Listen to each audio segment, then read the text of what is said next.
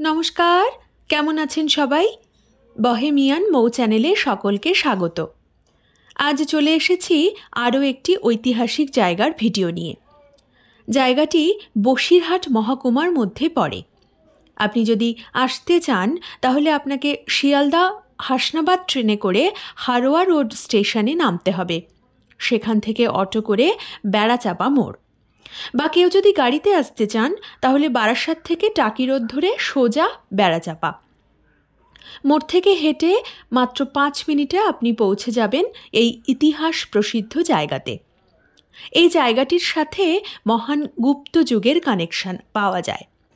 সে সময়ে সাহিত্য, স্থাপত্য ও ভাস্কর্য শিল্পের এক নবজাগরণ হয়েছিল। রাজা বিক্রমাদিত্যের রাজসভাতে যে নবরত্নের নাম ও তাদের সৃষ্টি ভারতবর্ষ তথা বিশ্বের কাছে প্রসিদ্ধ। 1907 সালে নৃপেন্দ্রনাথ বসু সার্ভে করার সময় জায়গাটি সম্পর্কে প্রথম শ্রী রাখালদাস বন্দ্যোপাধ্যায়কে জানান। তিনি 1909 সালে এখানে আসেন এবং খনন কার্য চালিয়ে জায়গাটি আবিষ্কার করেন। আপনারা ভাবছেন আমি এত কিছু বলছি কিন্তু নামটা কেন বলছি না। আপনাদের সাথে গল্প করতে করতে আমিও পৌঁছে গেছি জায়গাটিতে। জায়গাটির নাম হল চন্দ্রকেতুগড়। চন্দ্রকেতুগড় হল বিদ্যাধরী নদীর কাছে অবস্থিত একটি 250 বছরের পুরনো আর্কিওলজিক্যাল প্লেস। কিছু ইতিহাসবিদদের মতে চন্দ্রকেতুগড় এবং তার আশপাশের এলাকাটি প্রাচীন গ্রিক এবং রোমান লেখকদের কাছে গঙ্গা নদীর তীর নামে পরিচিত স্থান হতে পারে। একসময় এটি আন্তর্জাতিক সামুদ্রিক বাণিজ্যের একটি গুরুত্বপূর্ণ কেন্দ্র ছিল। এই স্থানটি বেশ কয়েকটি ঐতিহাসিক সময়ের ধ্বংসাবশেষ প্রকাশ করেছে, যদিও ধ্বংসাবশেষের কালক্রমিক শ্রেণীবিভাগ অসম্পূর্ণ রয়ে গেছে। চন্দ্রকেতুগড়ের অনেক আইটেম এবং পোড়ামাটির জিনিস এখন ভারতে এবং বিদেশের জাদুঘরে সংরক্ষণে রয়েছে এবং তাদের অনেকগুলো ব্যক্তিগত সংগ্রহের একটি অংশ। আমরা জেনে নেব স্থানীয়রা কি বলছেন। আমার নাম হচ্ছে পরিমল, আমার বাড়ি হচ্ছে হারোয়ায়। আর এটা হচ্ছে বেড়াচাপা গড়। এটা চন্দ্রকেতু রাজার বাড়ি ছিল। এটা চন্দ্রকেতু রাজা যখন যুদ্ধে হেরে যায় তো তার সেই সময়ে সেই বাড়িটা, রাজবাড়িটা এখান থেকে অনেকটা বড় ছিল, সেটা পুরোটাই উল্টে যায়, মাটির তলায় চলে যায়। এবং তার উল্টো দিকটা এটা হচ্ছে একটুখানি জেগে আছে, সেটা যা আছে সব ধ্বংসস্তূপ সব কেটে কুটে পরিষ্কার রাস্তা হয়ে গেছে। গড়ের মুখটা অনেক দূর, সেখান থেকে আর কি এটা ছোটো করে একটা কেটে রাখা হয়েছে, এটা কি বাইরের উল্টো দিকটা। এই স্থানটির নাম মধ্যযুগের হিন্দু রাজা চন্দ্রকেতু থেকে নেওয়া হয়েছে। কিংবদন্তি খনা একজন মধ্যযুগীয় বাংলা ভাষার কবি এবং খ্রিস্টপূর্ব 9ম ও দ্বাদশ শতাব্দীর মধ্যকার কিংবদন্তি জ্যোতিষী, যিনি লীলাবতী নামেও পরিচিত।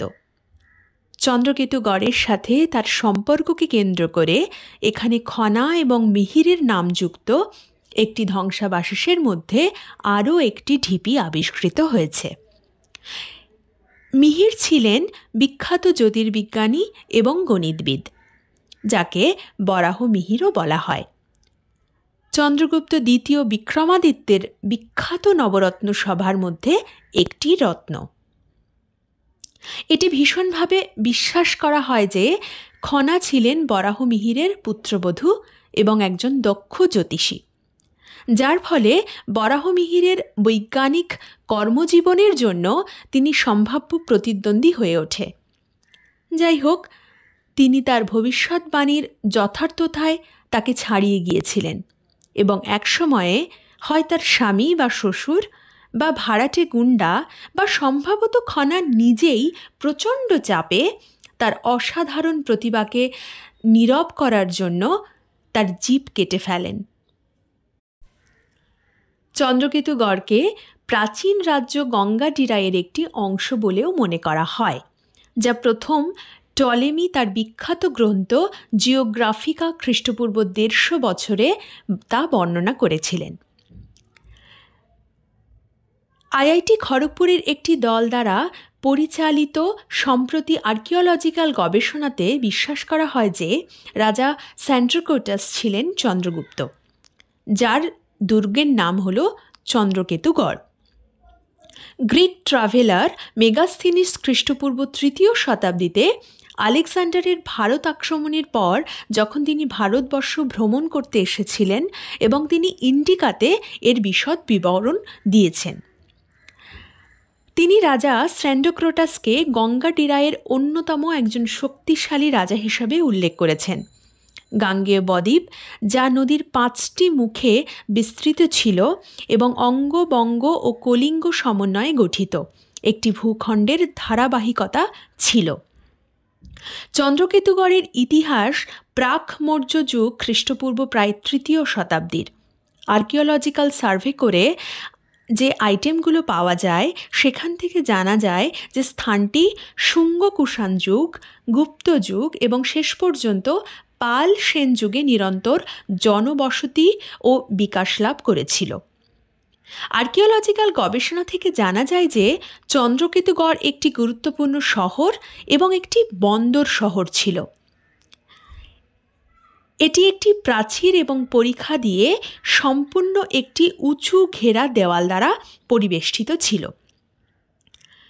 বাসিন্দারা বিভিন্ন কারুশিল্প এবং বণিক ক্রিয়াকলাপের সাথে জড়িতও ছিল, যদিও মানুষের ধর্মীয় প্রবণতা অস্পষ্ট। তবে কিছু ভবিষ্যৎ ধর্মের শুরুর ইঙ্গিত আর্কিওলজিক্যাল আইটেমগুলোতে দেখা যায়।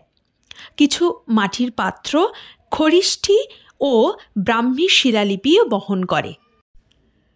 মেঘালিথিক গ্রাফিকি চিহ্ন সহ ব্রাহ্মী শিলালিপিতে লেখা আছে, যো জননী সেতুবন্ধত অর্ধস্বতা দ্বীপ তাম্রপর্ণী, যার অর্থ হল তাম্রপর্ণী দ্বীপ তথা প্রাচীন শ্রীলঙ্কা, এবং সেতুবন্ধ মানে তামিলনাড়ুর রামেশ্বরম থেকে 50 যোজন দূরে অবস্থিত চন্দ্রকেতুগড়। বিজয় সিংহের শিলমোহর সম্বলিত একটি জাহাজ, যেখানে বঙ্গের সিংহপুরার রাজার পুত্র বিজয় সিংহের কুভেনির সাথে বিবাহের বর্ণনা দেওয়া হয়েছে, যিনি ছিলেন আদিবাসী তাম্রপর্ণীর ইয়াক্কার রানী। কারুকার্যময় ফলকগুলি কৌশাম্বী ও অহিছত্রের মতো অন্যান্য সুপরিচিত স্থানগুলিতে পাওয়া শিলালিপিগুলির সাথে তুলনীয়। এই স্থানটির পোড়ামাটির ফলকগুলি প্রায় অভিন্ন ফ্যাশনে সজ্জিত অপরূপ এক অনুরূপ মোটিভগুলি বহন করে। এই মিলটির মধ্যে একটি প্রতিষ্ঠিত যোগাযোগ লিঙ্ক এবং সাধারণ সংস্কৃতির ঐতিহ্যর ইঙ্গিত দেয়।